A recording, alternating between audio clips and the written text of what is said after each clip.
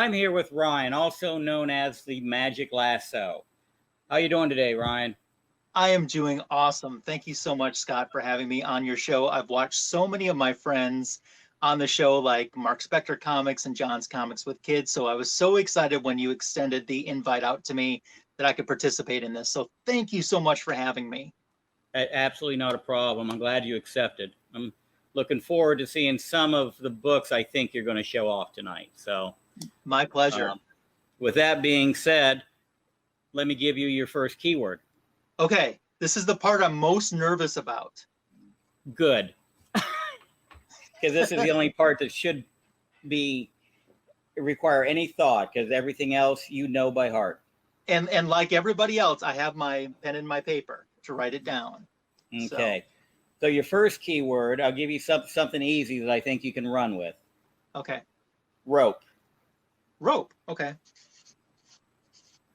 I'm familiar. Okay. So hopefully I don't give you just enough to hang yourself with. Hopefully. Okay. Question number 1. How did you come up with your IG handle? So my Instagram and my YouTube. On Instagram, I'm the Magic Lasso because just Magic Lasso was already taken. On YouTube, it's Magic Lasso. I was on YouTube first before I was on Instagram. And I wanted something that when people looked at it, they knew that I was a Wonder Woman fan because she's my favorite character. Of all the characters, I don't know why. I don't think I chose her. I think that she chose me. So I wanted something where people looked at my handle and they knew what character that I liked the best.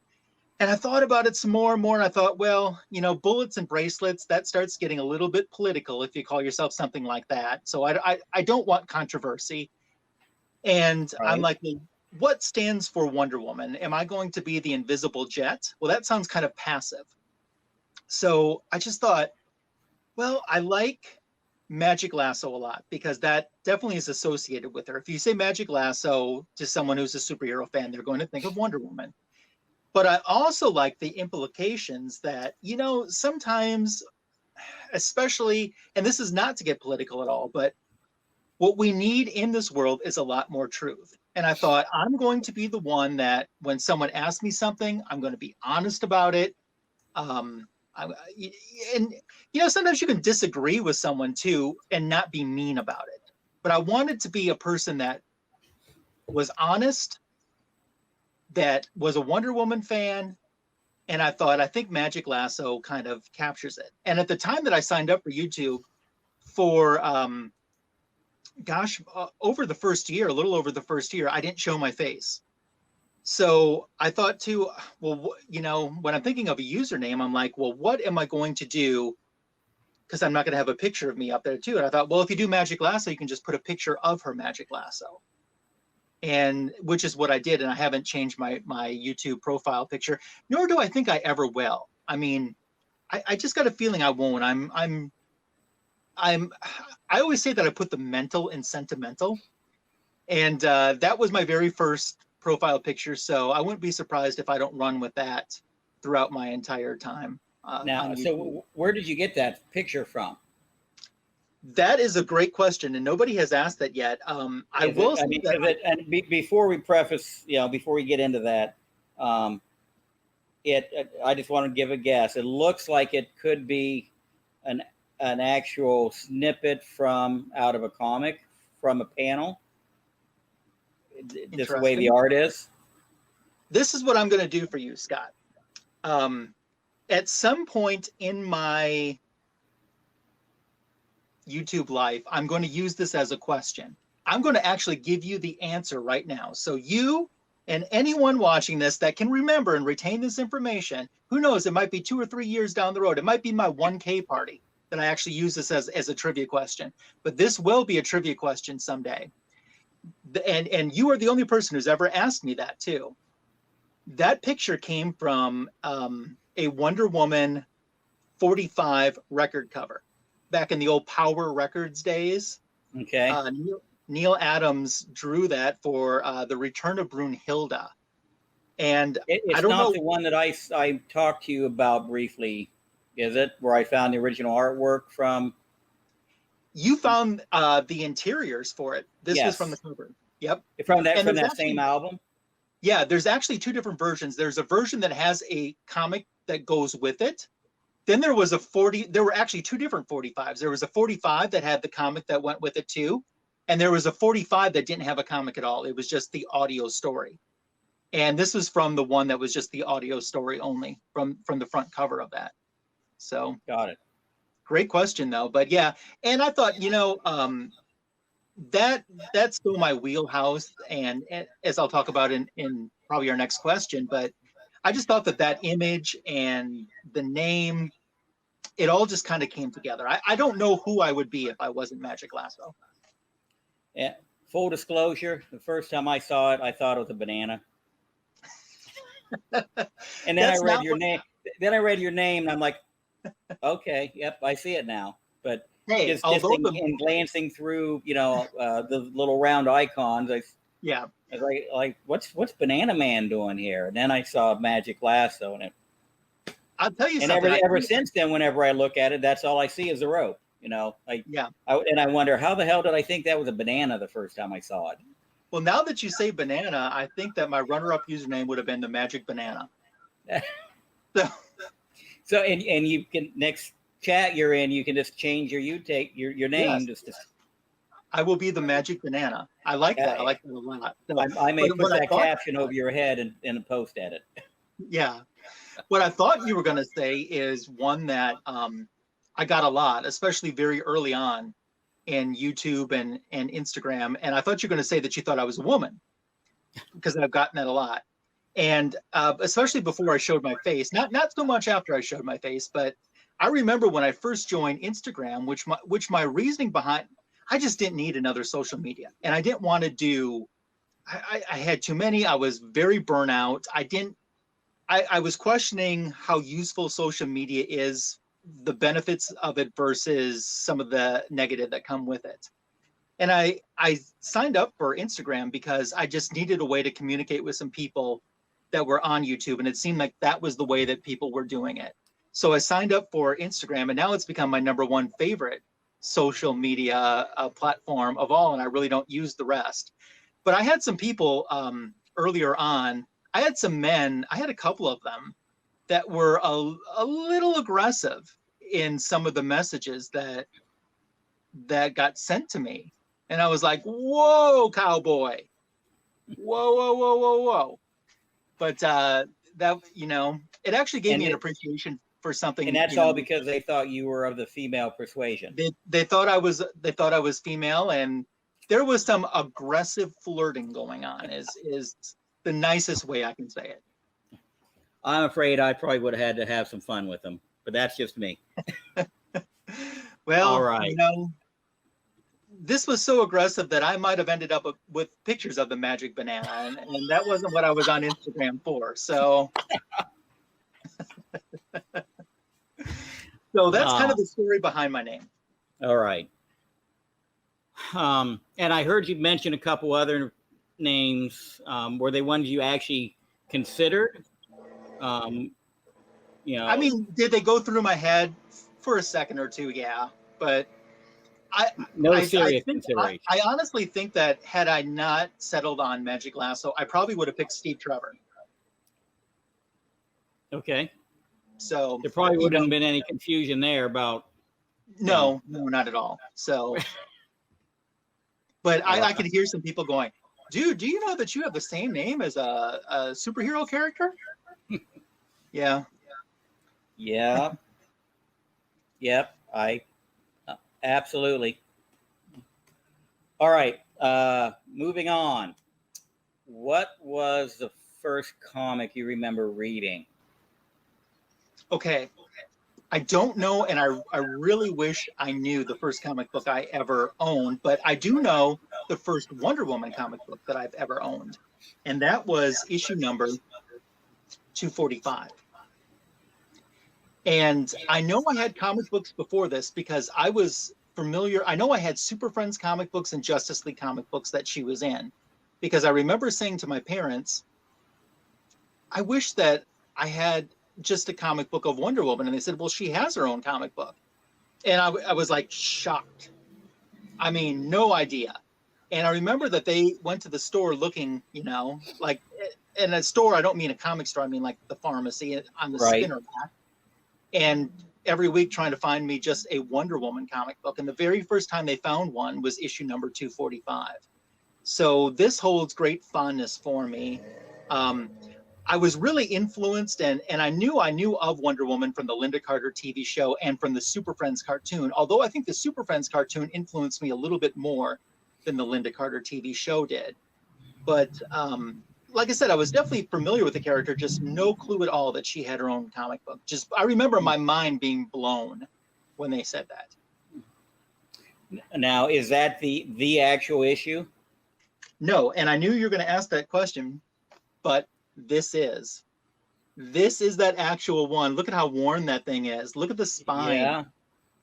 Yeah. This is that and actual. You wrote your name on it. My mom wrote my name on it. Oh. So, yeah. But it's crazy. And I want to open up for just a second and show you the splash page here. So you look at that splash page from issue 245. Earlier this year, I was able to get the Italian version of issue 245, which features that splash page as its cover. Well, that's cool. Yeah, that's something, I mean, you don't see a whole lot. And just to know that this is came out maybe the same year or a year later than the original did. I think maybe a year later, because it takes about a year to get stuff overseas published. And I was so happy to have this in my collection just for the nostalgia.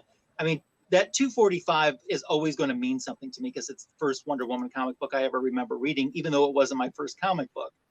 And I'm so happy to have this. I don't think that any of the other foreign editions have different covers for this issue number, but this one did for whatever reason. And it's funny that that they call it Flash and Wonder Woman, because there's a one-page ad for Flash in this book, and that's the only time that you see Flash. Interesting. Yeah. So, but this baby and I have been through a lot together.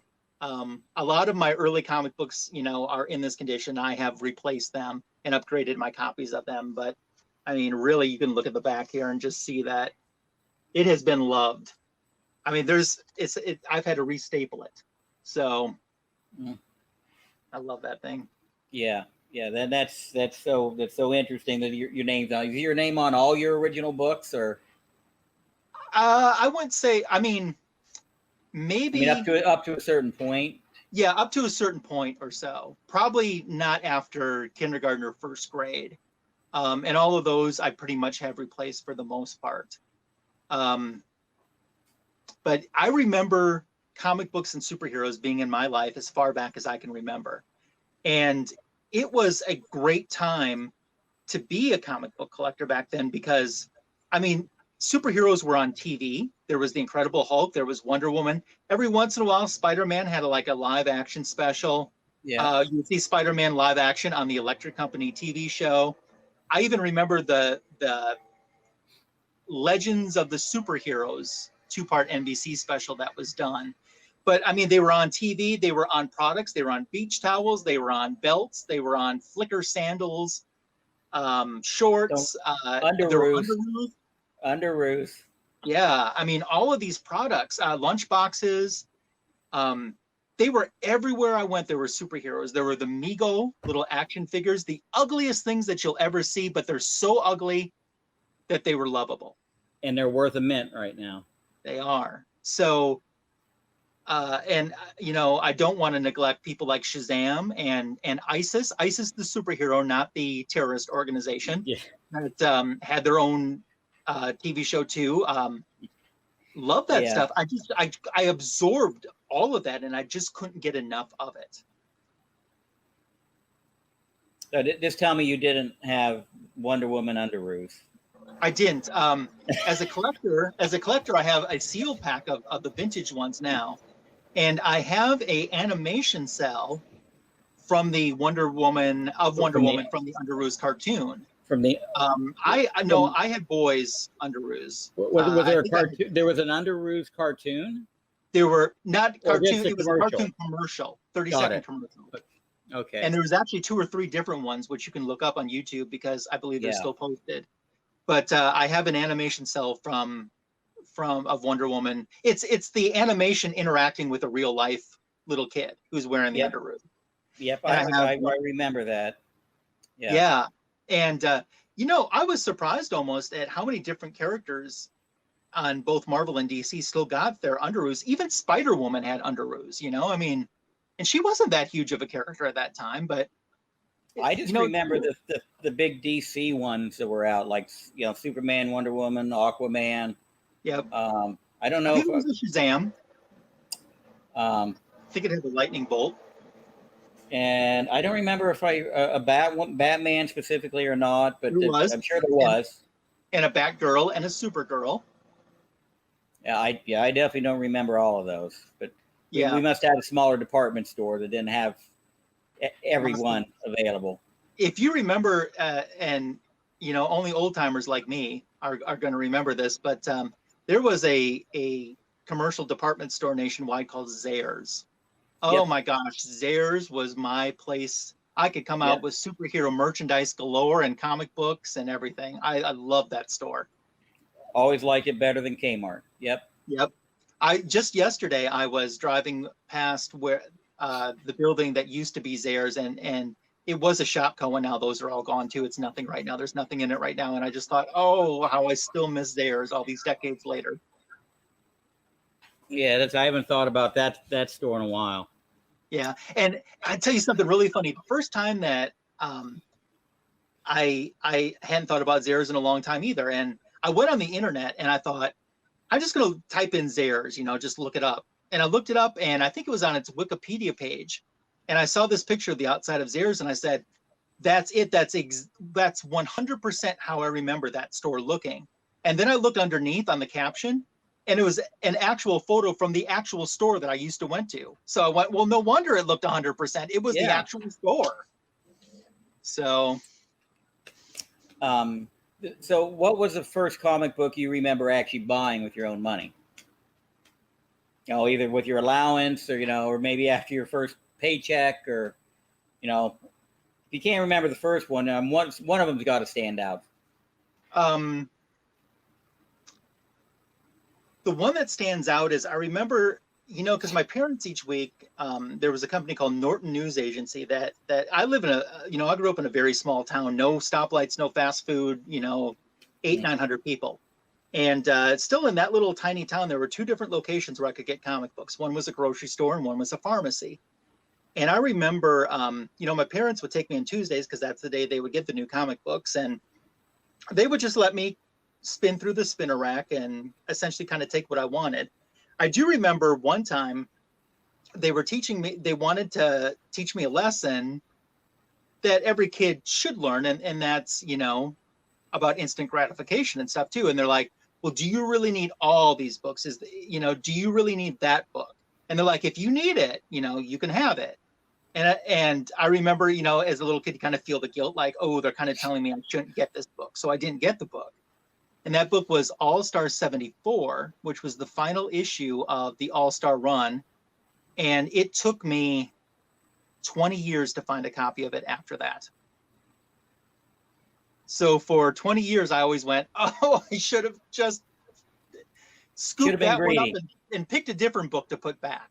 So I also remember too, and one thing that I hate that our young kids don't have is being able to go to grocery stores and department stores and being able to buy comic books, especially when you could buy them in like the big 3-packs.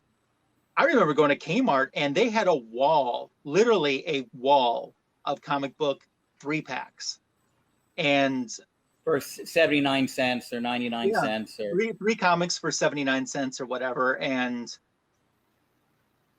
I've read since, you know, there were Hulk 181s in those 3-packs. You know, people talking about getting them, and I just think to myself, oh, but I just remember even Cher can't turn back time.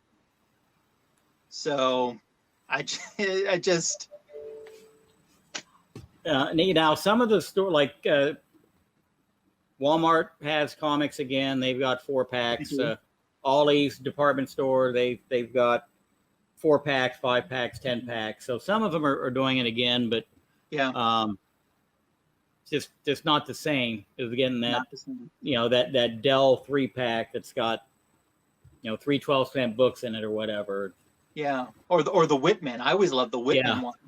Even though as a kid it drove me crazy because the Whitman covers wouldn't have the issue number on them. You'd have to look in the indicia to see what the issue number is, and that would drive me crazy because I always like to file my books away, properly, and I miss that, and I hate that our kids these days don't have.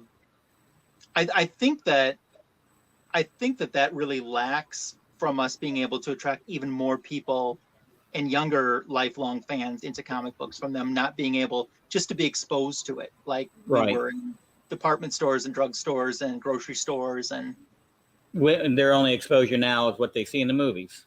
Yeah, which fails in comparison to what's in most of the books. Yeah, because really a lot of those movies are based on really good storylines. So, and there's even and it's just like anything. The book is always better than the movie. It always is. And I still wonder to this day why we can't get a decent Dark Phoenix live action. The best adaptation that we've had of the Dark Phoenix saga was the cartoon. And even that, they had to change some stuff for, but that was the most authentic and probably the best one we've had yet, in my opinion. Which is one I haven't seen. Okay. Well, they did Dark Phoenix twice, which is weird. The guy that wrote X-Men 3 wrote his version of Dark Phoenix and everybody hated it. And somehow this man who wrote the script that everybody hated got to do a redo on it. So he made the movie, he got to write the script for it when they made the movie again. And he butchered it again. He doesn't get this. He doesn't get the characters that need to be part of it. He just eliminates huge chunks of the storyline that are vital, and it was sad. I just think if the guy wrote the movie and nobody liked it, he's not the person to get to give a second chance to. Right. He doesn't get it. That would make too much sense, though. Yeah, exactly.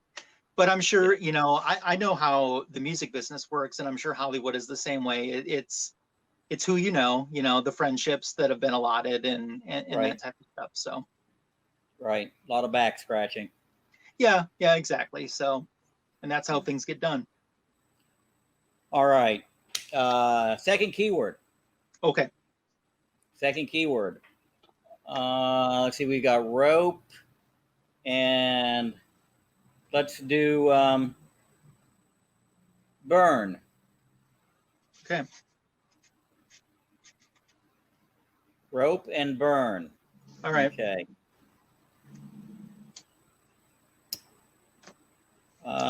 We got a direction going in my mind where I can go with that. So. And I'll just destroy it with the next word. Probably. I'm anticipating the next word to be a color because I know you like to do colors. That's what it was going to be, but it won't be now. Uh-oh. Okay. See what I get for paying attention? Things up. See what I get for paying attention. Yep.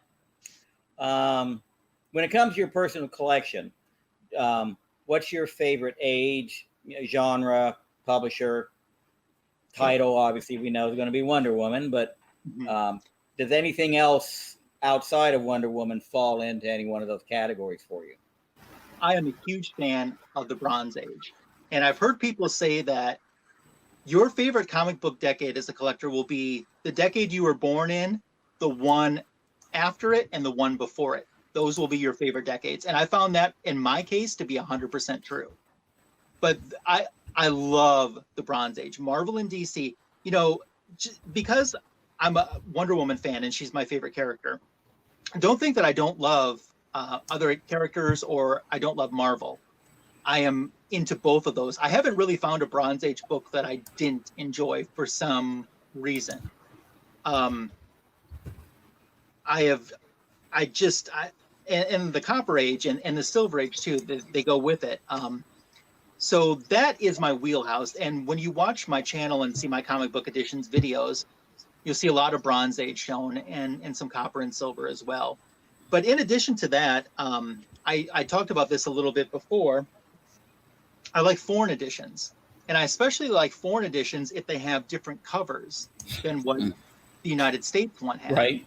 And here is a Wonder Woman comic book from Portugal. This was never a cover. This is an interior panel from a World's Finest story that became the cover of this Wonder Woman. It's just a single panel, not even a splash page. Yeah, it's just a single panel. It's not a splash. Here's one from Canada. This is French Canadian. And what's so interesting about this, the story, this cover is a splash page they took from 2 issues earlier.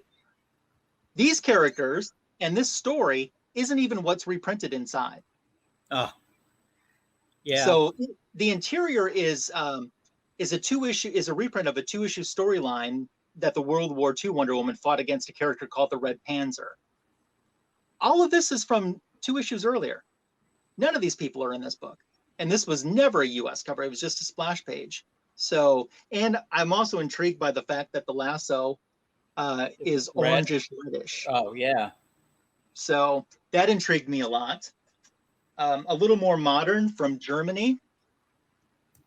We have some foil goodness with this one. Just beautiful. I heard somebody today talking about trying to get a foil age recognized for books. Oh yeah, I like that. Here's something else. This was Italian, I believe. So, and this isn't even full. This is bigger than a digest, but not full comic book size. And this is another. This is a panel from an interior page too. Okay. I guess I didn't realize they did that so much on foreign books. I don't know why. I don't know if there's some disagreement over, with the artist over how much they would get paid for that. So it doesn't work. So they used an interior one. I don't know how that works. This was never a cover in the United States. And this is from Germany.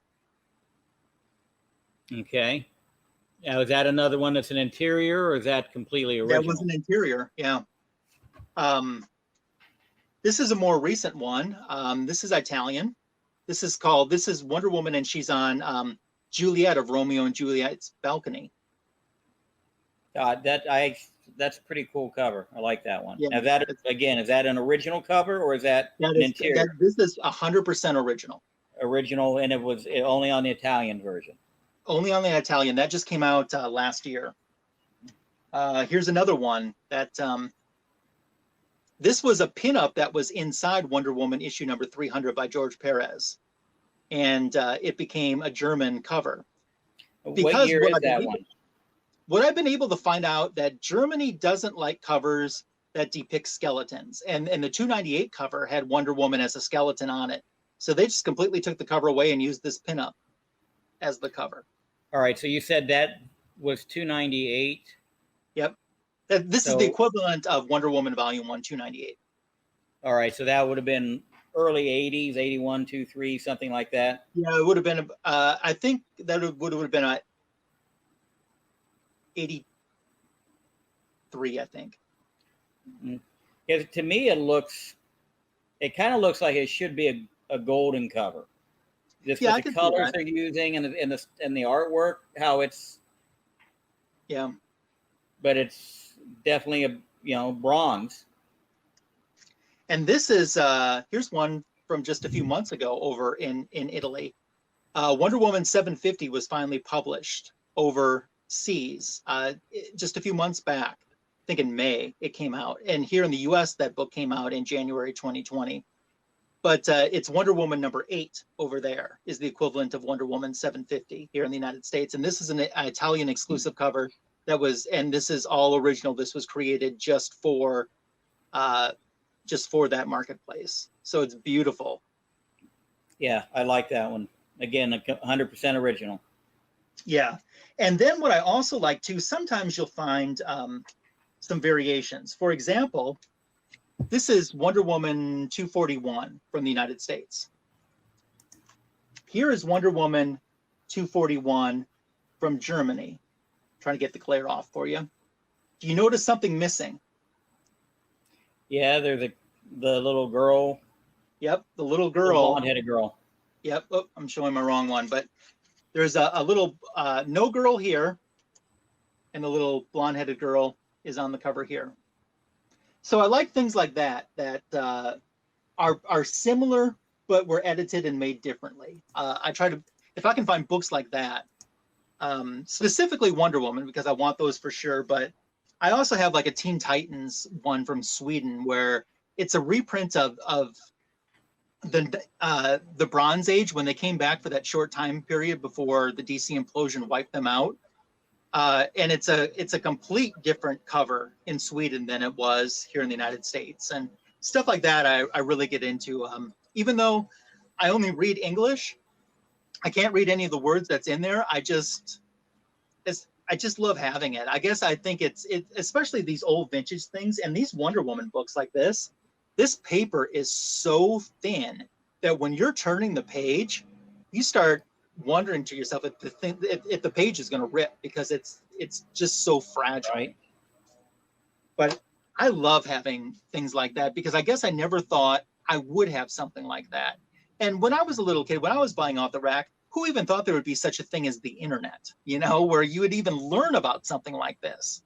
Right. But there is, and it's still amazing how Wonder Woman collectors, and I'm talking even outside of just comic books, are still finding vintage Wonder Woman memorabilia from different portions of the world that nobody knew existed. Stuff is still popping up that's 40, 50 years old that nobody ever knew even existed. And do you think is it bootleg material, or is it licensed stuff that's just kind of slipped through the cracks? There are some bootleg things, but there's definitely licensed stuff that is official. And who knew? Just in the last couple years, people found out. You might remember the non-powered era, when Wonder Woman, the all-new Wonder Woman, was just Diana Prince, and she didn't wear a costume, and she didn't have superpowers. She mostly wore these white outfits and did karate chops, kind of like Emma Peel in the TV version of Avengers. There's actually some merchandise out that came out at that time, just a couple little small pieces that nobody knew until a few years ago that existed, including a kite. That probably was the most mass produced, but even that was unknown to collectors until just a couple years ago. And someone found it at a garage sale.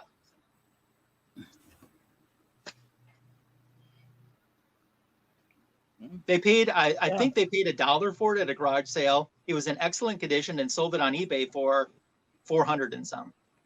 Talk about a good profit. Yes. Yeah, I wonder if they did a YouTube video on it. I don't know, but I would have. It's pretty cool. But to get back to your original question, Bronze Age, Copper Age, Silver Age, I love my foreign editions. Everyone always talks about key comic books. You know what? There are comic books out there that are not keys that are fantastic. I like having key comic books too. It's cool to have some of those in my collection, and I have some. But there's some incredible comic books that never get discussed or talked about because they aren't a key. Right. Don't get caught up in the key thing. Just enjoy a good story, regardless if it's a key or not. 100%. 100%. Thanks. Okay, so if you could only read one, let's go. If you could only read from one publisher, you could only pick one publisher and you could only read their books, what publisher would it be? I'll go DC, just because Wonder Woman's part of it. Kind of figured. Yeah. So if you could only read one age, would you stick with your bronze? Yeah, I'd stay with the bronze. DC Silver, at times can, DC Marvel is pretty good. DC Silver at times it can be a little bit out there. And don't get me wrong, I'm not one who thinks that everything Wonder Woman is fantastic. There are some stories, especially some of her Silver Age stories, where you kind of go, I remember buying a book for $40 some dollars for a Silver Age Wonder Woman. I went, this story's crap. Point blank, it was crap. They were all, let's have an adventure about kites today. And I'm like, why are we doing this? But yeah, a lot of that Silver Age stuff, I think, experimental drug issues without putting the Yeah. drugs actually in them. And there's some stuff, unfortunately, I love Justice League, but there's some Silver Age Justice League that's hard to read too. I think all DC at some point in their Silver Age has some books in the run that are just hard to read. Teen Titans isn't that bad, except for how they're trying to sound so hip. Like they constantly call Donna Troy Wonder Chick, and they call Kid Flash the Flasheroo. And, after a while, I'm kind of like, all right, They just run it into the ground. Yeah, it's a little bit overkill. But So, Bronze Age is always going to be my baby. And then, of course, if you could only read one title the rest of your life, it would be.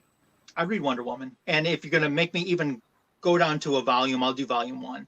So. Oh, really? Yeah, I would. Reread. I would, even though those aren't the better stories. Volume 2 has some really good stories, especially when we start with the Perez.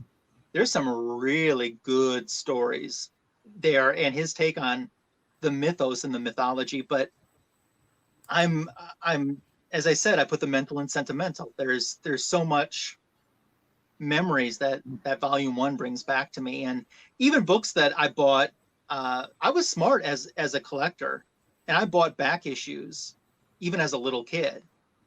And I certainly benefited from that. I remember filling in my Wonder Woman run of back issues, but I got other cool things. I just thought, recently, since the movie came out earlier this month, when I was a little kid, I was able to buy the first appearance of Black Widow as a back issue. And I think I paid $3 for it.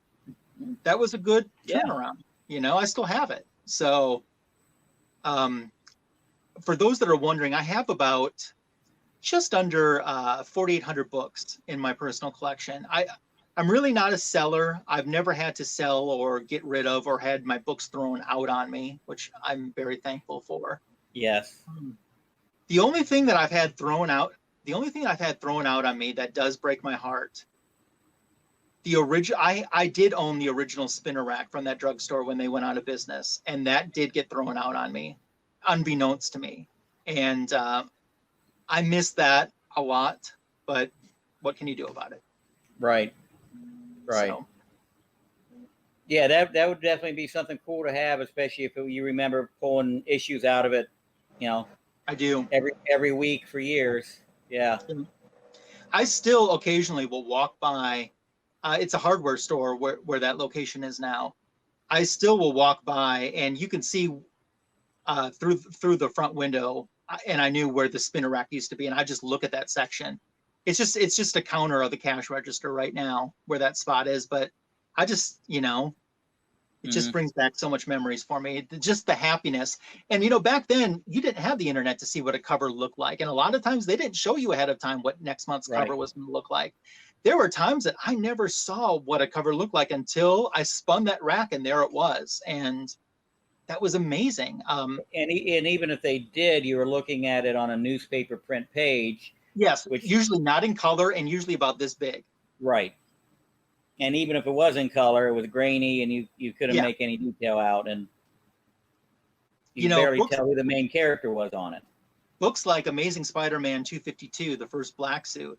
I remember seeing that for the first time on a spinner rack. Justice League 195, Perez doing JLA, JSA, first part of a 3-part crossover, taking on the Secret Society. Seeing that cover when I turned the spinner rack and just, it was mouth dropping. So, and there's other things. I remember when comic books went up to 50 cents for a comic book.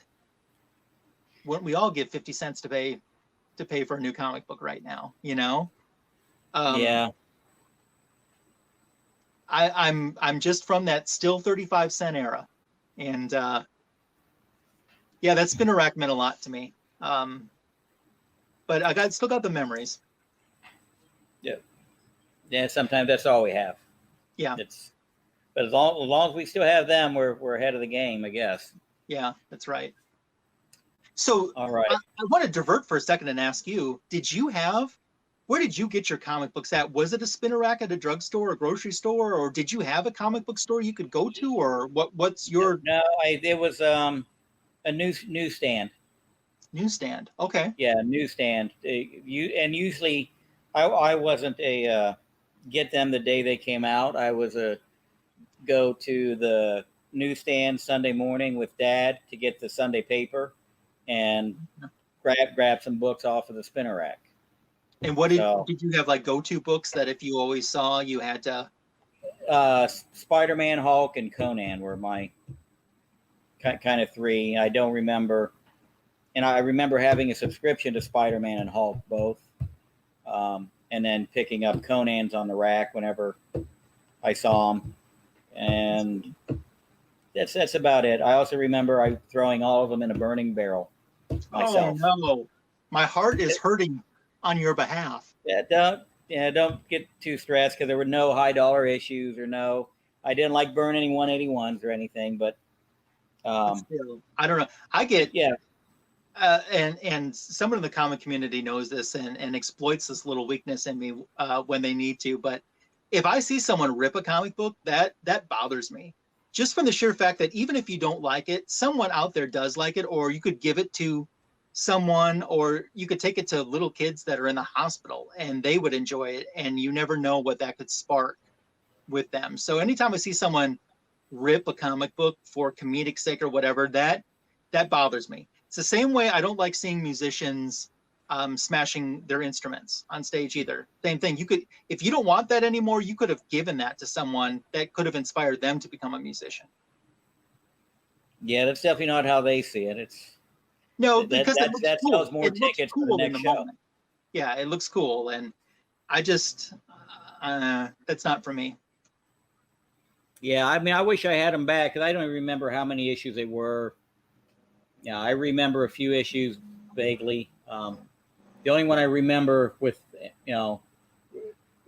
any real clarity was a giveaway issue that was actually in the Sunday paper.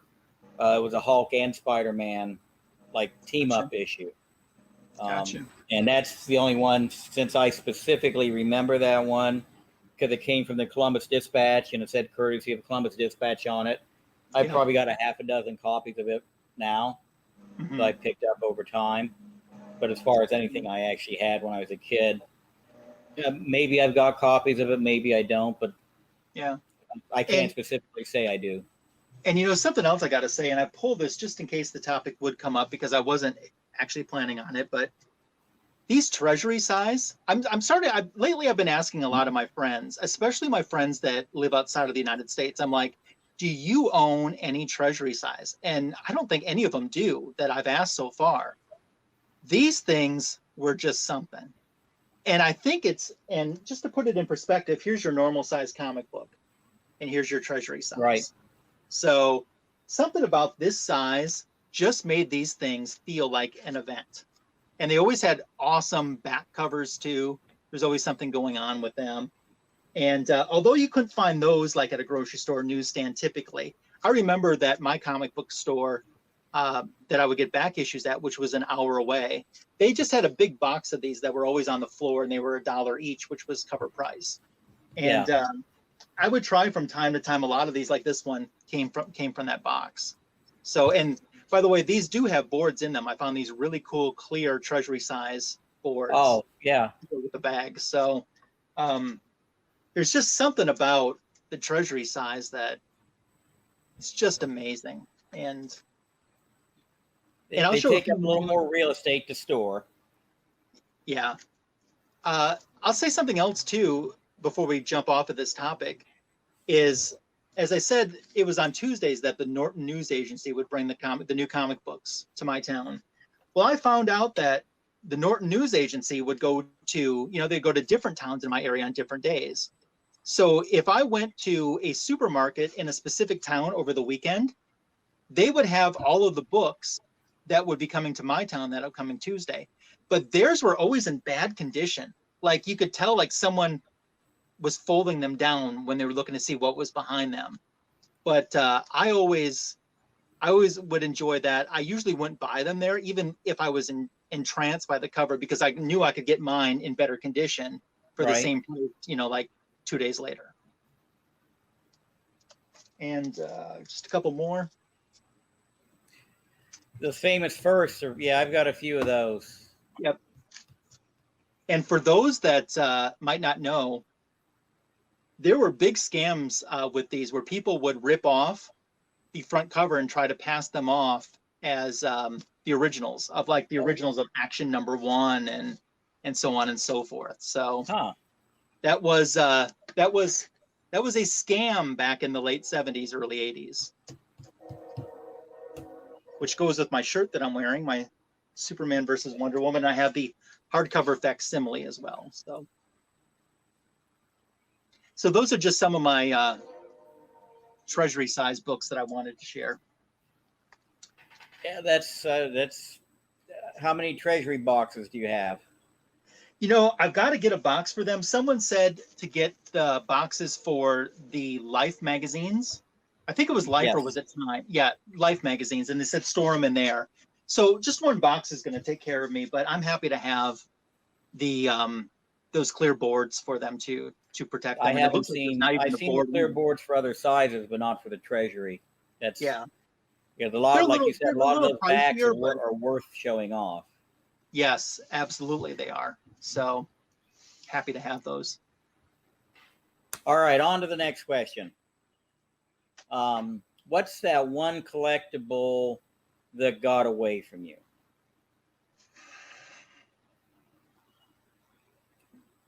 Shaking my head already. Some people have lots of them, but we could do an entire show just based on the X-Men books that have gotten away from me.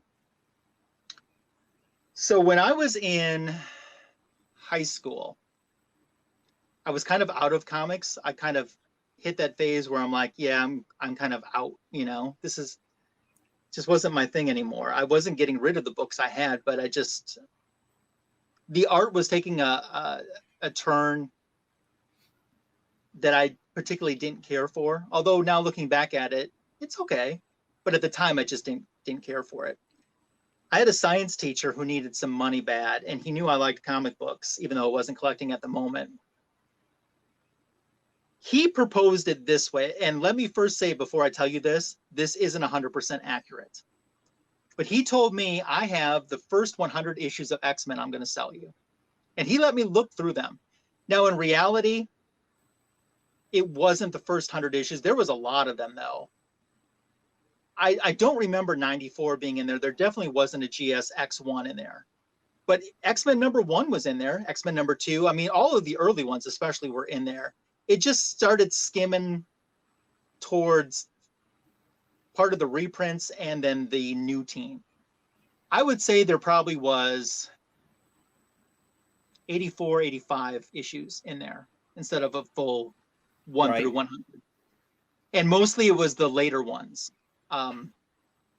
Within, you know, the last 15 issues scattered or so towards the end, not towards the beginning. He was going to sell all of those to me for $200 total.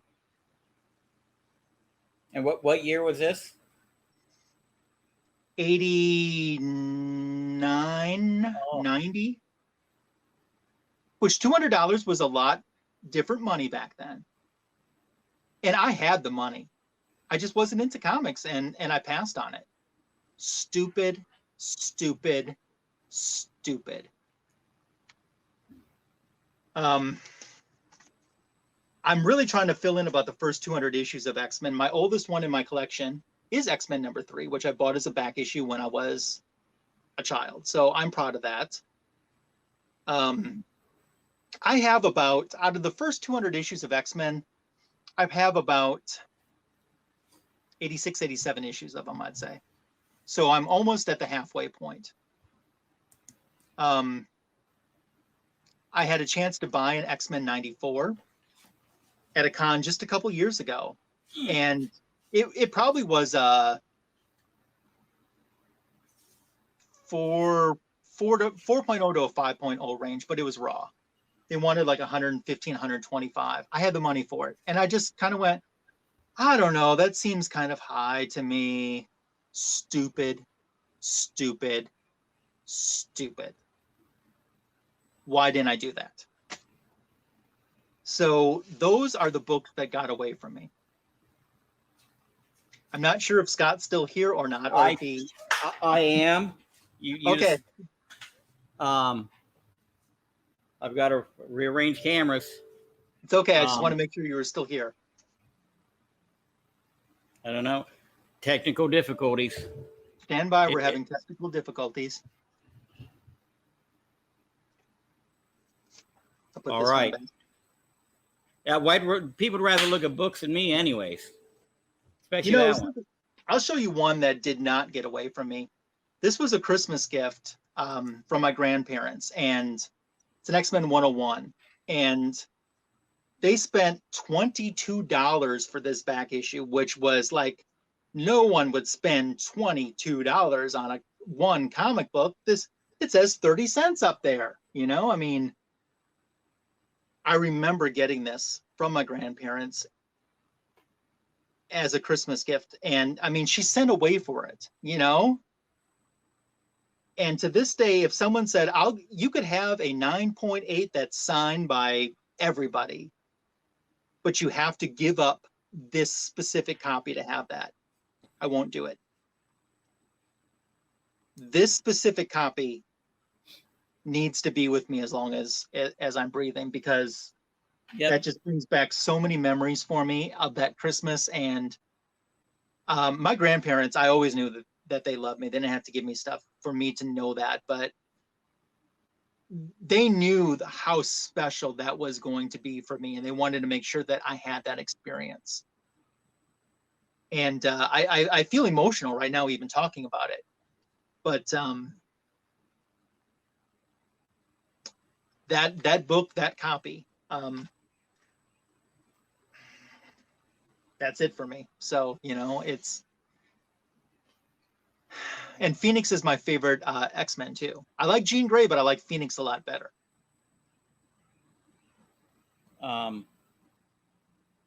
Any others that got away from you?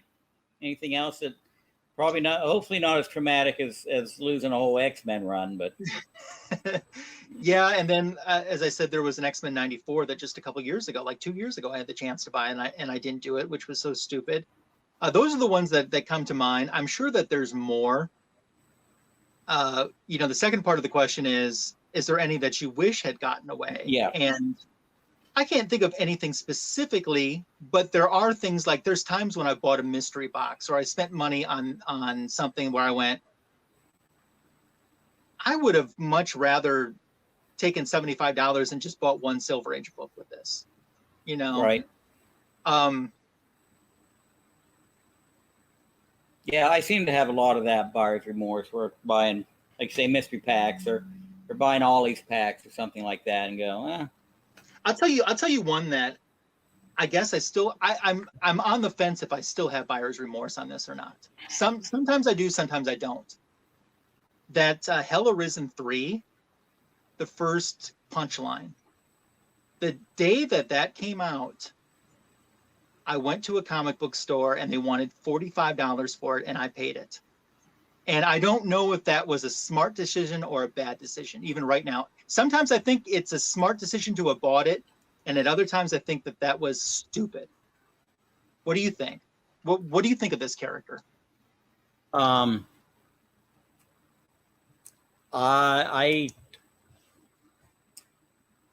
don't see her going anywhere. I get it. You know, I don't see anybody. Everyone thought because Harley Quinn took off that she's the new Harley Quinn. Well,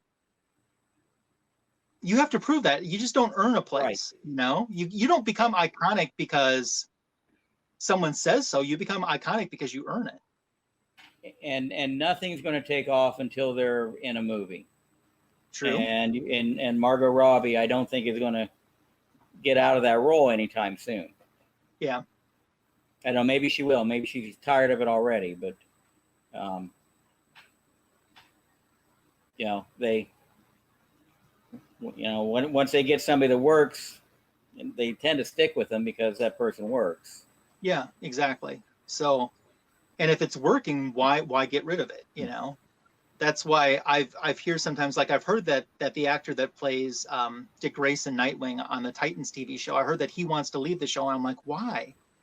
You're good at it. People really like you in this role. To do what? To be an unemployed actor? You don't like the paycheck? What's the deal? You know? Yeah. Yeah. Well, I mean, with what you paid for, I don't think you're going to get hurt. Let's put it like that. But yeah, is it going to be the next Ultimate Fallout 4? Probably not. Probably not. Yeah. But then a couple years ago, if you told me that Ultimate Fallout 4 would have became what it did right now, I don't think I would have agreed with you. Yeah. Very, very few people would have. Yeah. A couple years ago. Yeah. That's what there's buyers. Speculation market. There's buyer's remorse out there. To pay $45 for a comic book the day it came out, though, that took a couple deep sighs and, am I really going to do this? And I'm like, I don't believe in this market. I'm like, but by buying it, you're supporting this market, which leads to it happening again. And I don't know, but I did it. Dumb or not, I did it. And I never even read the book because I didn't want anything to happen to it. I never even turned a single page on it. I was going to get the second print or read it digitally or something, but I never did. I don't even know if it's a good story. Well, that's unfortunate. I can't say anything because I've got a lot of books behind me that I've never read. 90% of them probably never read. I do read a comic book a day, and every once in a while there'll come a day where I didn't end up reading one, but then I'll read 2 the next day to make up for it, to get me back. But on average, I do read, and 95% of them are back issues, but I will read a comic a day, and I'll read out of order, even if I don't have the issue before, or maybe I have that one and the next one, and then I am missing one in that run. I'll still read it anyway, and when I get the one that fills in, I'll still read it out of order. I won't save it until I've collected them all. I get it. I want to enjoy it. So now, back when I did read a lot or most of the books I got, I had to read in order. That kind of drove me nuts. There were times where you missed one for whatever reason, and you had to fill it in after the fact, and I couldn't do it. I had to wait until I got the missing issue, and then keep reading. Yeah, no, I can do that. That doesn't bother me. So last night's read was a Spider-Woman comic book, and tonight's read will be the next issue of that Spider-Woman comic book. So Bronze Age Volume 1. Okay, good. So you're the first person so far that's had something even close to a buyer's remorse story. Everybody else has been, no, I'm happy with everything I've got. I mean, nobody else has even had an inkling of maybe. I've had some inklings for sure. So sometimes you get caught up in the moment too, Yep. I thought for sure everybody would have an eBay horror story about getting caught up and paying too much for something on eBay or. You know what? That did happen to me, and I am more than willing to tell you this story. So I had a Golden Age Wonder Woman that I was watching that was going really cheap, and I thought, okay, I'm going to keep an eye on this, and I went to our grocery store, like 30 minutes before the auction ends. And at our grocery store, when you use your debit card, you don't put in the decimal point. So I had that in the back of my mind. I come home and it's time to make my bid. That last second sniping that everyone does, I'm guilty of it too. Yep. Well, for whatever stupid reason, I didn't put in my decimal point. So I said that my top bid was something like $5,400. I don't have $5,400. So that thing sniped at the last second, and I ended up paying like $265 for the book, which is the most I've ever paid for a book. But I still paid for it because it was my fault. But in reality, I only wanted to bid up to about $50 or $60 on the book. Yeah, I think we've all probably done something like that. Yeah, it happened. So you live and you learn, and And another thing that I've learned is do not use my phone when I'm sniping on eBay. Use the actual desktop computer because I don't make those mistakes on the actual desktop computer. So, Right. but I did it. I don't regret having the book. And you know what? That book sold, like I said, for like 266 or whatever. That was in line of what it should have sold for. So even though Right. it was more than I wanted to pay, it wasn't an outrageous price that shouldn't have been paid. I just thank the stars that whoever sniped at the last minute didn't put like $1,000 or something as their top bid. So Every once in a while, if there's something I really want, I will put something ridiculous down for a bid because I want it. And the whole time in the back of my mind, I'm thinking, I hope there's not somebody out there that's doing the same thing. Because I'll bid $1,000 on something that maybe I only want to pay a couple hundred for, but I really want to make sure I get it. You're braver than I am. Now, do you snipe too? Do you wait to the last minute or? I use sniper software. Okay.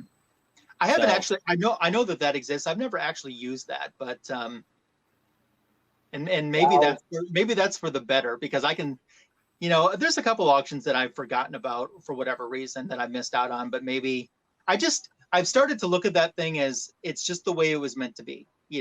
That's not the copy for me. And I'm actually good with letting it go like that. Yeah, I'll get you a link to that sniper software I use so you can check it out if you want to. Awesome. I'm sure I will check it out. I'll probably use it too. And I think they give you like 6 or 8 snipes for free when you sign up. So okay. So test it out. All right. All right. Keyword number 3. Okay. Keyword number 3. Let's use banana. Were you going to say, if it would have been a color, were you going to say either yellow or gold? Yeah, actually I was really, yeah. Okay. Just curious. Yeah. Are you psychic? I have, what do they call that? ESPN? No, I'm just kidding. So ESPN 8. Yeah. So we got banana. Banana. All right. Question number 5. Who's your favorite artist? Okay. Great question. I like a lot of people. Jose Delbo is my favorite artist, and he drew Wonder Woman in the Bronze Age for a good 50 or 60, maybe 50 some issue run. He is my favorite. I don't think he gets the credit that he deserves. I just love his style. He also drew some Batgirl and like Detective Comics in the backup features, and he drew some Transformers and maybe Thundercats, maybe. Don't think he gets the respect that he deserves, but he is my #1 favorite artist. But there's a lot of other people that I like, including even current artists. I like Art Germ, who I've had the chance to meet. I like Jenny Frizen. I've had the chance to meet her. Wonder Woman's current artist, Travis Moore, I think that he is really good. I like Joshua Middleton. I like Alex Ross. I've had a chance to meet him. George Perez. You can't go wrong with George Perez. So right there. Yeah, I figured that would be the first one you'd name. But yeah, I love him. Neil Adams. One person I'll tell you that nobody ever mentions. Dick Dillon. Dick Dillon, he drew JLA comic books for, decades he drew. And he had a heart attack working on a JLA comic book and passed away from that. But love his work. That brings back memories for me. So those are the first ones that come to my mind as my favorite artists. So as you see, it's a list. It is hard to narrow it down. If you had to pick one. If I had to pick one, it's Jose Delbo. All right. You have, I know you've got some original art. I just don't remember who all it's by. Yep. And I'm remember you had one that had like a ship in it. Don't you have a Wonder Woman piece? It's got I'm going to show that one first. All right. Before I show anything though, I'm not going to show all of my pieces, but if you do want to see every piece that I have in my collection, I was a guest on the original Art Hour with Comic Books NYC, where I showed off every pretty much every piece that I have. So check that out on his channel. That was the first YouTube piece I saw you in, was on his show. Was it? Cool. Yeah. So which is how I remember that piece. Yes, and I'm going to tell the backstory before I show this. Since I was a little kid, I always had this dream of I want to own a comic book original art. I just want to own it, and I want to own a cover. Someday I want to own a cover. And in the 90s, mid 90s or so, maybe it was, yeah, I started just putting a little money away. You know, $5 here, $10 here, just in an envelope. And I thought someday I'm going to buy original art with that. I didn't know how much money I needed. I just knew I was going to need a lot of money. And I didn't want to just buy a piece of original art just because it was a cover. Or I mean, I didn't want to buy a cover just because it was a cover and a piece of original art. If I'm going to shell out all of this money, I want it to be a cover that I really like, one that I'm proud to own, one that just excites me for whatever reason. And one day on eBay, this cover was up, and I thought, ooh, that check marks my criteria. I had come close to buying the cover to issue number 228, which is Earth 1 and Earth 2 Wonder Woman battling each other with Red Panzer in the background. And aside of that, there wasn't any other background on it. It was a pretty simple piece, but it was beautiful. And I came close to buying that, but I didn't. I wanted something more. And I saw this cover and I remember going, this could be it. But when the auction ended, I was going to be at a concert. And there was no, cell phones there weren't cell phones that you took with you back then. That technology wasn't there.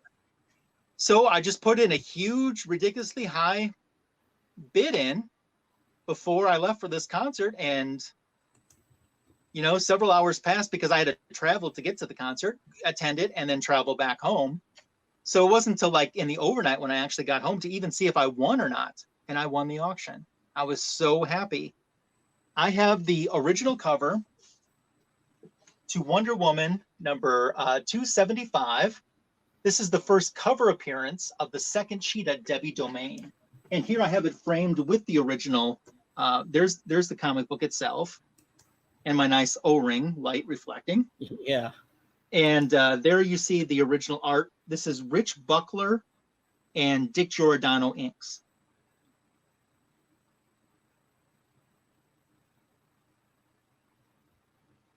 Yeah, so this was a dream come true, getting to own a cover.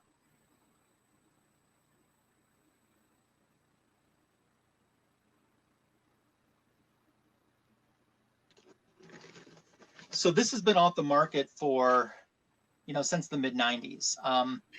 I did copy the image and send it when they did a book on Dick Giordano, and they used that as an example of his inks. So that's cool. Yeah, but Rich Buckler did. You've got a piece that's been published twice. Yeah, exactly. I have. So, and they did give me credit in the book too, which was nice. That's I see that every day, and every day that still brings happiness to me that I have that. It is close enough to me that if, God forbid, and I never want this to happen, if there was a fire, I could grab it on my way out.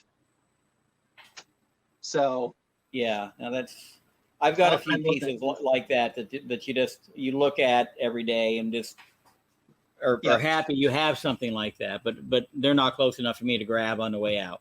Sure. So they're going to burn.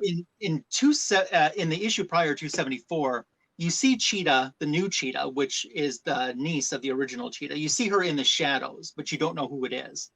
This is her first full cover appearance. And her big reveal didn't come to the last page of the previous issue. So this is a very early appearance of the second Cheetah. And I'm just so happy to have that. I have some other stuff too. I have some pages. This is a page from a Bronze Age Wonder Woman here.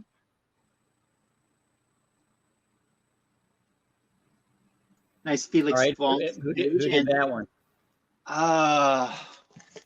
Isn't it funny how you get on camera and then all of a sudden you blank? What issue?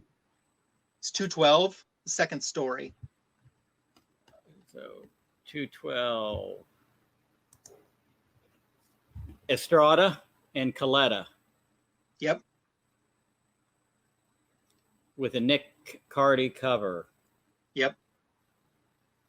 Rick Estrada and Vince Coletta. Wait a minute, I told you the wrong issue number. That's not two. You're right. You're telling me 212. This isn't 212. Oh, This okay. is 218. That has 218 has the elongated man. Is it elongated man on the cover? 218 and the Phantom Stranger.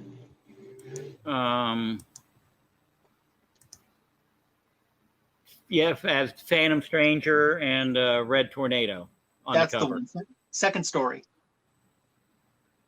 Second story would be Schaffenberger on That's art it. and ink. Kurt Schaffenberger. That's who it is. 100%. Yeah. Sorry about that. I just totally blanked. I did that the other day. I was staring at a piece of artwork and just, I don't know what I was thinking. And I said the wrong name. Yep. So I had an issue of correction when I did my post edit, but it happens, especially when you got a big binder like that. Yeah. I like that one. Here we have some Jack Abel with Poison Ivy and Wonder Woman from A World's Finest Story. That looks like it looks like a chubby Floronic man behind them. It isn't. It's a character called Redwood. And you said that's Abel? Yep, that was Jack Abel. Yeah, I like that piece real well. So these next three are from an issue of DC Comics Presents. It's issue number 9, and this is Joe Staton. Yeah. Here we have Wonder Woman taking on some ice creatures. What issue did you say that one was? Number 9. DC Comics Presents number 9. Here's another page from the same issue.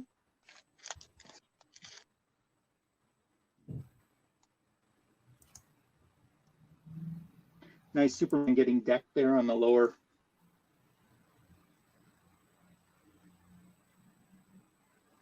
Yeah. Yeah, I like Staton's work. And then this is a third page, all from the same issue, number 9. This one's got all these Superman and Wonder Woman running around that ice creature. And when I bought these pages, none of them were signed. But Joe Staton was at C2E2 in 2019.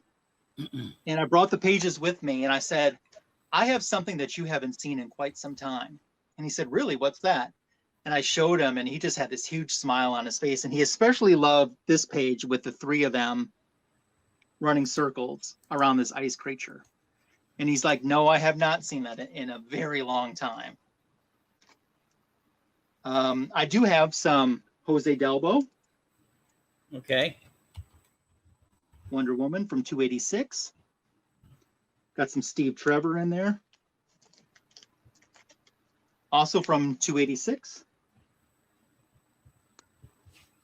I just like the way he draws her. That's my childhood.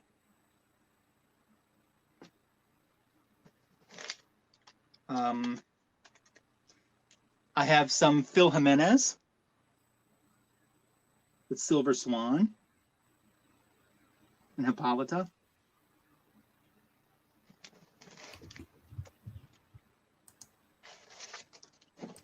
Some more Phil Jimenez. What's funny about this is, this page, Diana had been missing her tiara and she gets it back from her mother, kind of in like a ghostly image. And when Phil Jimenez signed this for me, he said, that's so interesting that you brought this page. He said, I just redrew this panel because he was working on Wonder Woman at the time. He said, I just redrew that panel for the current issue that I'm working on. So I got a couple patch panels, Jimenez patch panels too. Yeah, those are cool. And one more I'll show you. This is a Mike McCone. This is from a Secret Origins and Files of the DC Universe, year 2000. It's the Wonder Woman family, essentially.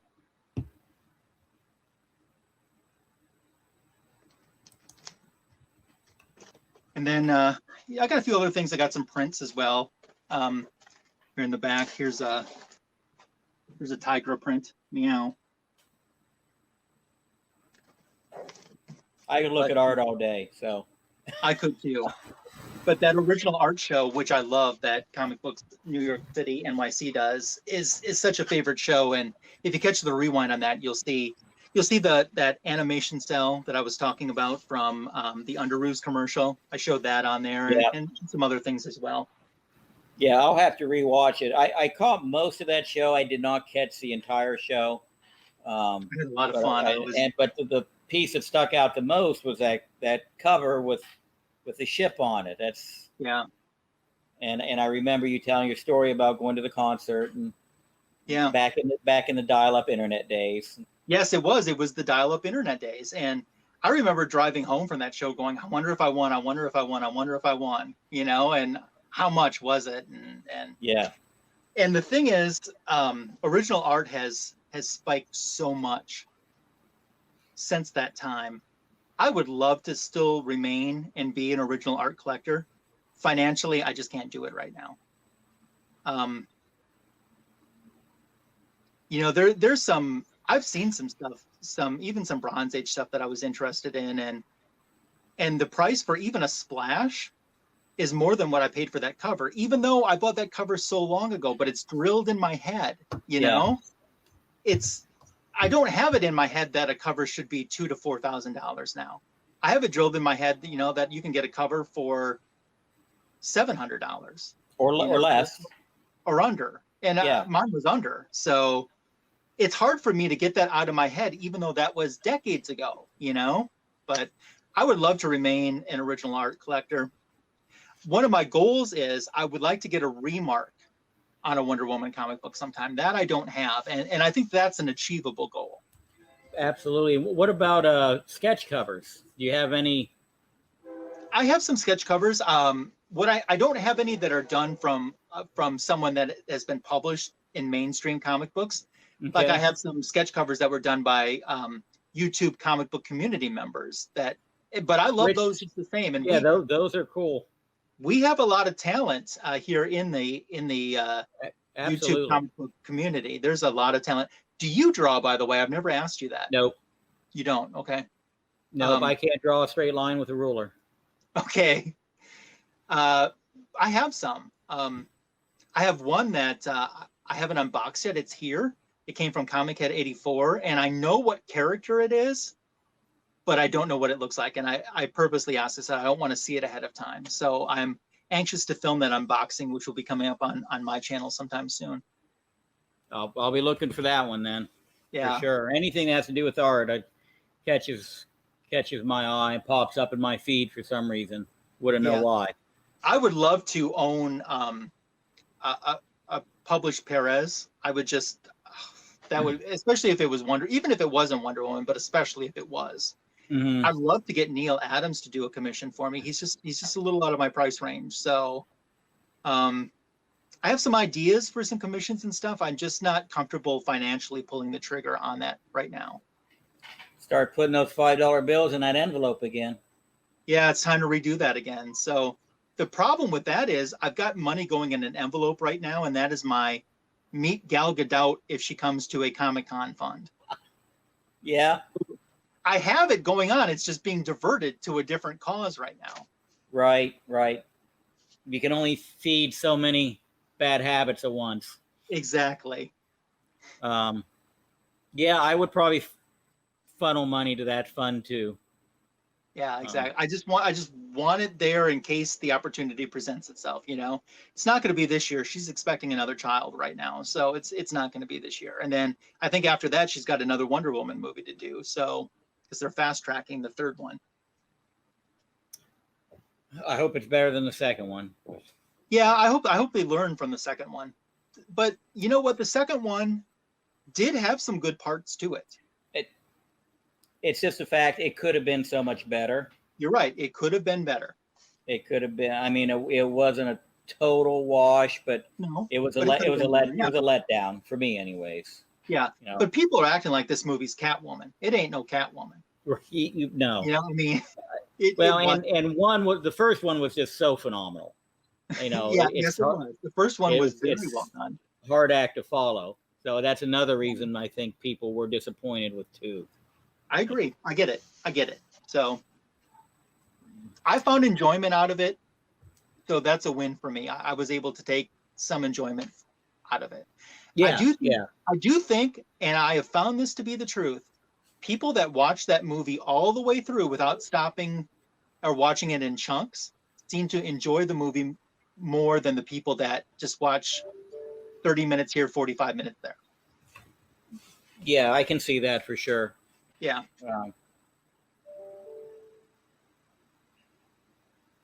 All right. Let me see if I've got any other questions I want to expand on.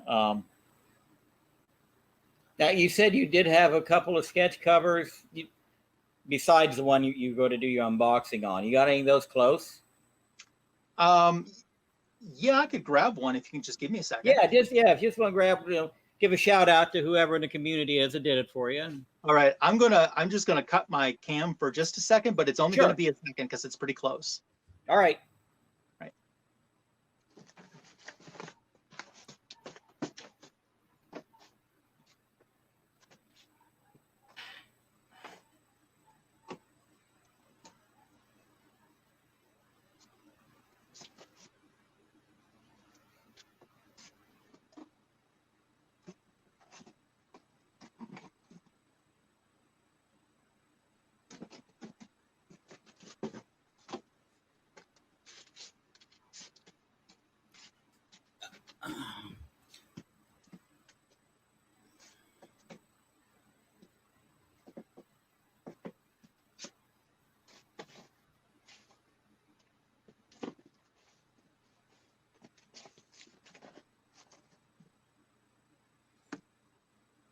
And now we're back from that commercial break. I was humming the Jeopardy theme song in my head while I was. Sorry about that. I should really have something to dub over this. Sorry about that. I did pull another Comic Head 84 that he had done for me. I have some others, but I figured in the YouTube comic book community, a lot of people know Kenny and Comic Head 84, which is why I wanted to pull this one. And he did this awesome Jubilee from the X-Men blowing some bubble gum there. Okay, I think that's awesome. I love that. And I actually won this as a prize from him. And when I did, just getting that, first of all, I'm a huge fan of Comic Head 84. I love his content. His personality and mine, I think, complement one another. But when I got this, man, I felt like I was really part of the community now because I had this. Right. And so it means a lot to me. It's not in the same room with me, but I have some Wonder Womans that a friend of mine who doesn't do YouTube, but he's on Instagram, Mr. Fridge Art, some stuff that he's drawn me throughout the different years. And it means as much to me when it comes from somebody that I know, if not means more than someone, that has been published, that the entire world knows their work. I'm just a fan of, I just enjoy good work. It doesn't matter who the source is. That's right. And it's always good to support your local artist. Yeah, absolutely. So it's even better if you know them personally. I got some ideas for some commissions and stuff too. And it doesn't have to be a name, quote unquote, that the world knows. Just somebody good. All right. This next question scares me sometimes. Okay. Do you collect anything besides comic book related items? Yes. Okay. Let's elaborate on that. Okay. First of all, I love asking people if they collect anything because you find so many interesting answers. I knew a girl from college days. She collected moist towelettes from different restaurants, those little towelette packets. Yeah. He had binders for them with sleeves that you could put them in and everything. I mean, she was super into that. So, and I thought, well, how unique is that? And I do collect other things. I'll just keep my opinion to myself on that one. I think it's unique. So as I've alluded to, besides collecting Wonder Woman comic books, I'm a collector of Wonder Woman merchandise. A lot of my merchandise is in storage. However, I do have a couple things near me. I mean, we got Crazy Foam. You never know when you're going to need some Crazy Foam in your life. So, but I really like the vintage Wonder Woman stuff. Here's something that you might have seen the advertisements for this, because there was Wonder Woman, Batman, Superman, and Spider-Man. And these would sell for $1/4 each plus shipping. And there are these like little plastic mold melts or whatever. Let me get close so you can see how. Yeah, it almost looks like those color form things you used to bake in the oven. Oh, the Shrinky Dinks. I remember Shrinky Dinks, yeah. Well, there were things, they were like little crystals you poured inside of a wire mold and then baked it, and the crystals melted and into whatever your form was. But well, these I do not remember those. Okay, I'll have to find a comic book. There were advertisements for these on the back covers. Okay. And they were 25 cents each. And the weird thing is, if you can ever find one where the character is actually accurately colored correctly everywhere, like here, this belt should be yellow instead of red. But I've seen some where the boots were blue, and they just used whatever colors they had around them to get the job done that day. But I love the vintage Wonder Woman merchandise, and so I'm a big collector of that. I'm really focusing more on my comic books right now, but I do love the vintage merchandise a lot. I have a lot of TV shows and movies on DVD and Blu-ray. I'm trying to get out of the physical world and try to embrace digital a little bit more. I'm an autograph collector too, and I have a lot of CDs and vinyl albums. Like here's the Judds for those that remember country music, and oh yeah, my copy of their Heartland album is autographed on the back, so by both of them. So I'll buy both of them. Yep, got Winona in cool. 87, and I got Naomi in 07. So I've got a huge autograph collection too. I have a lot of autographed albums and CD inserts. One of my favorite CD inserts that I have signed is Dolly Parton, Loretta Lynn, and Tammy Wynette all did an album together, and I have that CD insert signed by all three of them. So that's pretty cool. I'm lucky that I've got autographs from people like Elton John and Madonna. I even have a Madonna that's personalized to my name. And to get a Madonna autograph, first of all, is hard. To get one where she personalized it is even harder. I've got autographs from actors and actresses from lots of different genres. I love combining my passions all together, like maybe a signed comic book, then we're maybe a signed Wonder Woman comic book. It checkmarks Wonder Woman, it checkmarks autographs, it checkmarks comic books. So yeah, I love putting all of that stuff together. Yeah, that's kind of a representation of what I'm into. But Scott, the number one thing that I collect the most that I cannot get enough of, do you have any idea what it could be? Because it has not been alluded to at all, I think, during our conversation.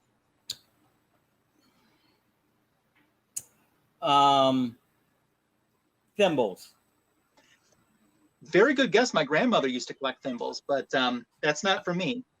The number one thing that I can't get enough of, the number one thing that I collect are compliments. Are what? Compliments. Compliments. Okay. Yes. Yeah, I need a little hi-hat deadpan sound effect to put in on that one. Yep, exactly. You had me going there. So what do you do? I mean, how do you have a binder you put them in?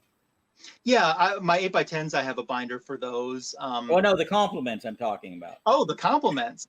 Yes. How do you store them? Because I'm sure you get so many. Store them in your memory. Like when you're walking down when you're walking through Target and someone yells "nice ass," I just assume it's for me. Who else would it be for, right? Exactly. I mean, Just in memory. You just store them away. All right.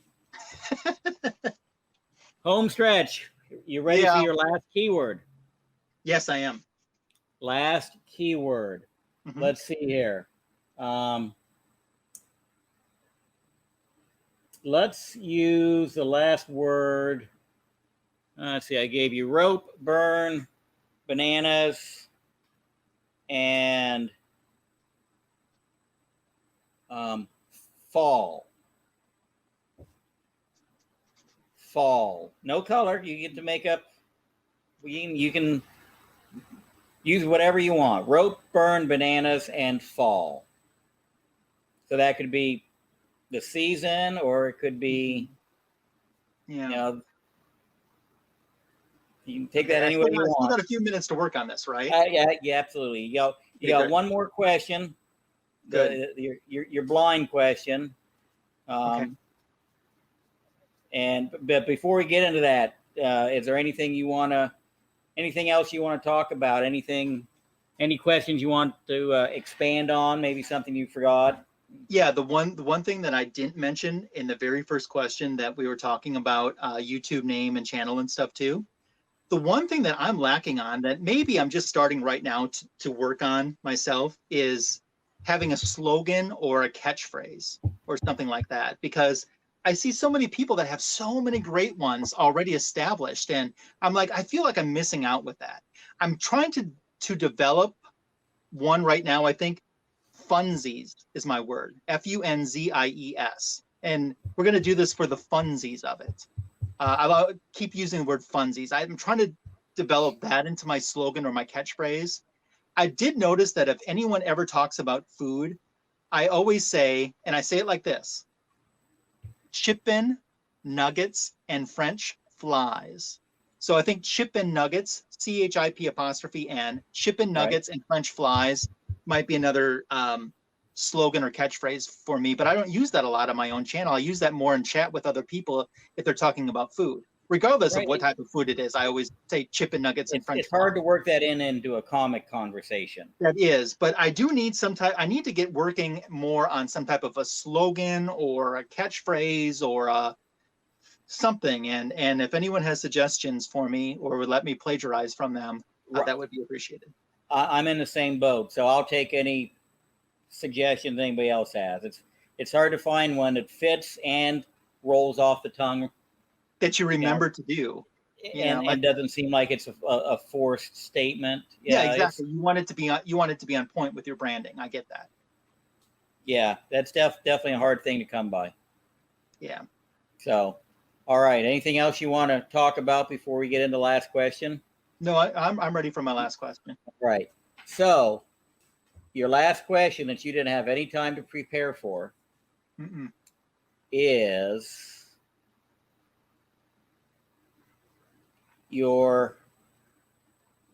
it's actually, I've got two questions. So this first one isn't your true last question. I want to know about that Wonder Woman logo you got behind your back there. Yes, because it's prominent in almost everything you do, and it absolutely. That was an AOK from George D. Runk Comics, and his wife, I think, found it as part of a display for at I think Walgreens when they had some Wonder Woman women's fragrances or something like that. They had a display for them, and this was like the top part of the display or something, and either she fished it out of the trash or somehow she got it, and she got it for her husband because he likes superheroes and comic books, and he's like, well, I know someone that would really like this, and he sent it to me, and I said, I love it, it's so photogenic. And I said, George, I'm going to use this, people are going to see this, it's going to be behind me and things that I do. And he's like, really? And he's like, yeah. And he never fails to mention it if he's in a live stream or something with me too, that he sees it. And I know that he appreciates that I use it, but I love it. I think it's beautiful. And I have so many like it's things. Substantial. I mean, it looks like it would weigh 20 pounds. Yeah, it doesn't. It doesn't. Trust me, I could toss it in the air, like that marker. So it is plastic. It just looks really good. Yeah. Yeah, I would have bet anything that it was like that it was solid brass or bronze. Nope. It was. Nope. I mean, You just ruined the illusion. You should have went, yo, yes, God, it's heavy. It took 2 guys to put it up. Yep, can't move it. So, all right. Well, that I love answers it. that So question. thank you to D-Runk Comics, because a lot of people compliment me on this, and I Yeah, wouldn't have it looks cool as hell. yeah, I definitely. wouldn't have that if it wasn't for him. So shout out to him. Subscribe to his channel. The dude is hilarious. You'll shoot me his link when we're done here. Cool. All right. So your question number 7. Yep. Is, what do you do when you're not doing comics? When you're not on YouTube, you're not on IG, you're not thinking about books, you're not reading books. What are you doing? Do you have any other hobbies or pastimes to? I'm actually in the process right now of kind of restarting my life a little bit, and a lot of my stuff is in storage, and I only have a little bit of stuff around me that I showed here. You wait till I get that stuff out of storage and you start to see some of the stuff that I can showcase. But so I'm in the process of kind of rebuilding my life. The pandemic has slowed me down a little bit. I had a career that I loved for essentially 3 decades, and I'm still in my 40s. But positions just got eliminated, and that's what happens in this industry, So, and I'm looking at not staying in the industry, of trying something new, and I'm open to moving where I need to move to just be happy and restart. So I'm kind of restarting my life, and I'm working on that a little bit. It certainly has taken a lot longer. The pandemic, as I said, slowed me down a lot. I'm working on that. Outside of that, when I'm not focused so mentally heavy, and I'm not doing YouTube or comic books, you're probably finding me watching an old TV show or something like that. I love old sitcoms, especially too, stuff like Mama's Family and the Carol Burnett Show and Alice and Laverne and Shirley and Kate and Allie. I love all that stuff. Or documentaries, I like those a lot too. That's kind of what I'm doing. Maybe that was something you mentioned the other day when you were with Burke on the live stream, was a show that he interrupted you. Oh yeah, I would not go maybe? and watch Burke live if the People's Court was on, because Yeah. I love Burke, but not enough to stop watching the People's Court. I'm just kidding, Burke. I love you. So that was fun, and that, I tell you, Burke, the people, his family, his comic fam, did something awesome for me that day. I was 3 subs short of 500, and I just threw it out there, just saying, hey, if someone wouldn't mind. I had those 3 subs and beyond in like 12 seconds after I said that, and that touched my heart. That was on 4th of July, and I will always remember that, and that kindness that was extended to me. And I obviously I subbed all those people back up too, because I want to see what they're doing too. I'm interested in what everyone's. Oh, it's definitely. I mean, it's reciprocal. It has to be. Yeah, absolutely. And it's not because, oh, I feel you should do that. I want to do that. Mm-hmm. So, yeah, I'm always. I don't want to say upset, but I don't know what the best word is. When somebody subscribes and I go to subscribe to them and I find out that they're actually not they don't have any content. They're just. Oh, I see. Yeah. On to watch. And I'm still finding people. Even this month, I've had someone reach out to me who said, "I just thought you were a chat all-star. I had no idea that you put out content on your channel." So I'm still having people that are learning, and and obviously I understand this next thing. A lot of people think, well, it's Wonder Woman only, and I get how you would get that based on the name, but really I'm much more Bronze Age, just Marvel and DC overall Bronze Age. But they have said that it's better to have 300 subscribers who interact with you than 1,000 subscribers who don't. And I could see how that's right. I am so amazed by the interaction and appreciative. People's time could go in many different directions. There certainly are options. And the ones that have spent it, finding enjoyment from something that I put out there means the world to me. So, and I always try to express that too when I'm watching someone else's channel, and I've enjoyed what they've done. So, do you do any like volunteer work of any sort? Do you donate I your have. time to any causes or organizations or Yep. nonprofits, I any of did that? for a long time. I kind of helped, more than helped, but I put together a huge charity auction where all of the money helped, and I knew 100% of this money was going to the cause. And if people got hit with a fire, we could cut a check and help them. If the food banks needed to replenish, we could get them some money to do so. If the rescue squad or the EMTs or whatever needed new equipment, we were able to make a donation. We had someone once that had a child that had cancer, and they couldn't afford the medicine 1 month, and we were able to pay for that. So that's an amazing feeling. And since that time, I've done some volunteer work at food pantries, and I really enjoyed that. Even though it was hot as can be and no air conditioning, I got a lot from that. I never saw the face of one person at all that received it, but I sure took a lot from that. And there's some stuff that I'm interested in becoming involved with. There's some mental illness related stuff that I just think that maybe shouldn't be as quiet as, or should be talked about more than it is, that I would like to be involved with in the future too. So Yeah, and I found, a lot of the people in the community I talk to, not all, but a high percentage seem to be involved in some sort of charitable organization. There's some sort of a cause it's near and dear to them that they either donate time to or money or somehow, help out and get involved with, which is pretty there's awesome. certainly so many wonderful ones that can benefit from it. And sometimes, I don't know, people might think that, well, I don't have a lot to give. It don't matter how much you give. It's just, it's the same way with, I used to say this with our charity auction. Even if you didn't have the winning bid on a single thing, but you bid and it helped us get to the winning bid. So you helped right there. Even if at the end of the day, you didn't end up with a winning bid on something, you still helped us get more money from that item by doing that. I mean, never underestimate the impact that you can make. Sometimes just even by talking about something, it makes an impact and or inspires someone else too. That's a fantastic question. I'm so glad that you brought that up. All right.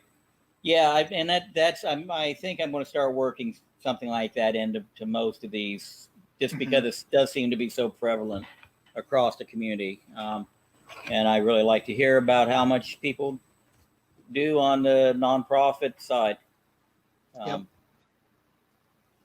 Yeah, that's kind of restores faith in humanity a little bit, just a little. Yeah, it does. So there's some great.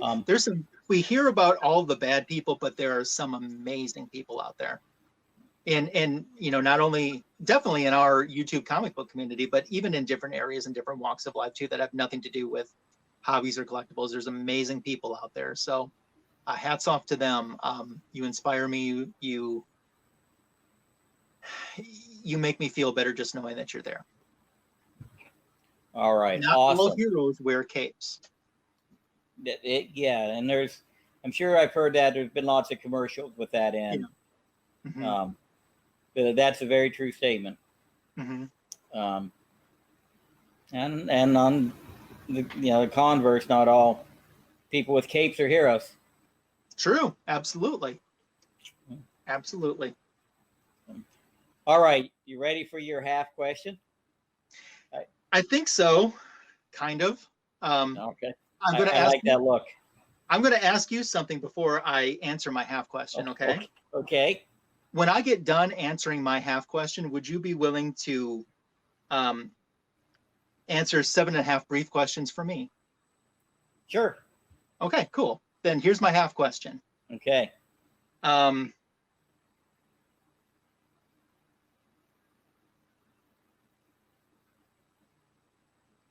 Would I have to be tied with a rope that would be, take two. Would I have to be tied with a rope that feels like it would burn to enjoy eating a banana or would I run away and fall down instead? And the answer is, I'm not the biggest banana eater, although banana flavored stuff to me is better than a banana itself. As weird as that is, and as weird of a question as that was, that's what you got out of it. As long as it doesn't make sense, that's fine. It doesn't. So Perfect. It tried to make sense. It tried, but I don't think it actually got there. And I don't have to bleep anything out like I did with Joe. So no bleeping here. Are you ready for my 7.5 questions? Sure. What is the best sauce to dip your nuggets in?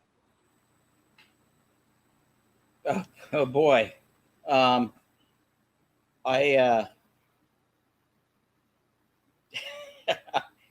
could go a couple different ways. That could go a couple different ways, but I'm going to say plain. Okay. By plain, do you mean no sauce? No sauce. Okay. What happens if you tug on Superman's cape? And if I had to choose a sauce, it would just be ketchup. But okay. I go plain. Plain. What happens if you tug on Superman's cape? Nothing, because he wouldn't feel it. Okay. What comic book do you have the most copies of?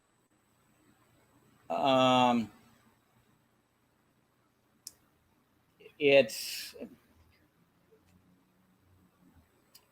probably Batman 10-cent adventure. Okay. It's either that or the Fantastic Four 9-cent adventure. One of them I've got over 100 copies of. Wow. Okay. Because it was only 10 cents. I mean, come on. Gotcha.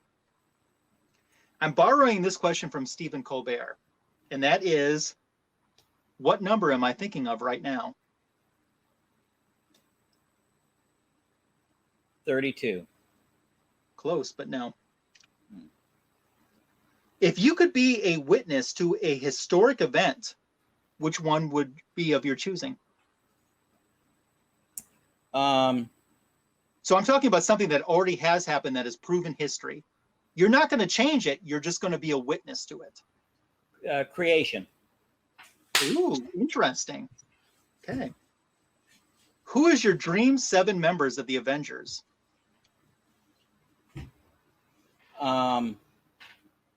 Wolverine 7 times. Okay. Question number 7 of 7.5. That would just no. Let me take that back. Okay. It would be. Let's go with 3 Wolverines, 3 Daredevils, and 1 Vision. Okay. There, that should balance out. Okay. Question number 7 of 7.5. What celebrity would you name a pet after? What celebrity would I name a pet after? Actually, I guess I already have it. I've got okay. 2 poodles, brother and sister. Mm-hmm. One's named Buddy, and the other one's named Holly. Okay. So I thought at first you were going to say Zan and Jaina. No. Okay. Here's your half question. Are you ready for this one? All right. Who is the... And that's it, because it's only half of a question. It's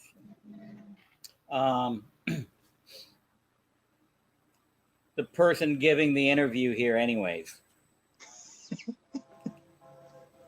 Okay. There you go. And the answer is, at this point, nobody knows. That's right. Well, that was fun. I had fun. Thank you for answering my 7.5 questions. And it was way quicker. We didn't have to draw anything out. I didn't have to pull books out. Yes. No, I'm chatty, so just who I am. I definitely enjoyed it. I'm glad you did. I had a great time. I'm actually glad that you enjoyed it and I didn't bore you. And I thank everyone who made it to the end on watching this. Anytime you make it to the end there, that's a thumbs up. That meant we kept you engaged enough to make it to the end. So thank you. Certainly is appreciated. You got something Christmas in July coming up, something of that sort? Ooh, it's going on right now. Here's one of the prizes. So originally, there's 12 prizes up for grabs, including this vintage, still sealed superhero record album from the late 1970s, featuring Superman, Wonder Woman, and Batman and Christmas adventures. So there's originally there's 12 prizes, all superhero, comic book, and Christmas themed. And with it being Christmas in July, of course, you want to know a little bit about what you're getting. So that's one of the prizes that's in there. There's a Santa hat, a Christmas ornament. There is a stocking. There's this really cool imported item that I can't say a whole lot else about, except where you couldn't buy it in the United States. There's 6 different comic books, including an X-Men 143, which is that first solo Kitty Pryde story that takes place during Christmas time. So all of these prizes are going to one winner. But wait, there's more. Comic Head 84 is also donating a custom cover sketch. So now it's 13 prizes, all going to one person. Check out my July 1st, 2021 video on my YouTube channel. Search for Magic Lasso. That video will give you the complete details on what to do to enter. But essentially what you're doing is telling me your favorite Wonder Woman comic book cover of all time, even if it wasn't a book that was from her own title. Maybe it was a Justice League comic book. Maybe it was a Flash comic book that she guest starred in, and that's your favorite. Just be specific enough that I can figure out what book it is. So essentially, that's what you're doing. But that July 1st video will give you full contest details of what you need to do to win. The contest runs out at the end of this month. So 11:59 p.m. Central Standard Time on July 31st, the contest ends, and shortly after, a randomizer will determine who our winner is going to be. So check out my Christmas in July giveaway, please, if you haven't yet, and make sure to enter. Outside of that on my channel, you can find my comic book editions videos, a lot of Bronze Age stuff, and you'll see some foreign edition books as well put into the mix. I've also launched a new bi-weekly feature show called Cover By, and that's BYE, where we take the A and a B cover. And I say we because I'm joined by 2 friends, my posse panel, and we determine which is the better of the 2, the A or the B cover, and we say bye to the loser. So on the first Fridays of the month, we do a DC book. On the third Fridays of the month, we do a Marvel book. And on the Fridays where there's a 5th Friday in the month, from how the calendar falls, we'll do an independent. So check that out every other week on my YouTube channel. As I said, I've surpassed over 500 subscribers. Thanks to you guys. It means the world to me. If you haven't had the chance to subscribe, I hope that you will check out my channel and consider tossing a subscription my way.